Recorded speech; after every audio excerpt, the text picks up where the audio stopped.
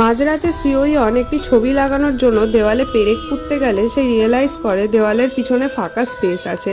এরপর দেওয়ালটাকে ভেঙে ফেললে সিওইয়ন বেসমেন্টের রাস্তা দেখতে পায়। বেসমেন্টে একটি বক্সে সে একটি মেয়ের ছবি খুঁজে পায়। ইয়ংসুকের ডায়েরিও খুঁজে পায় সেখানে, যেটা 1999 সালে লেখা ছিল। অর্থাৎ ইয়ংসুক 20 বছর পাস্ট বা 1999 সাল থেকে বর্তমান বা 2019 সালে কল করছিল। পরদিন সকালে সে সংহকে ছবিটি দেখিয়ে জানতে চায় মেয়েটি কে।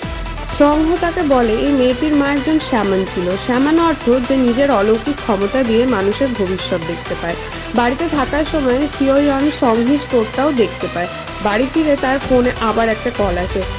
এবার ইয়ংসুক বলতে থাকে, তুমি তাড়াতাড়ি আসো, মা আমায় পুড়িয়ে ফেলতে যাচ্ছে।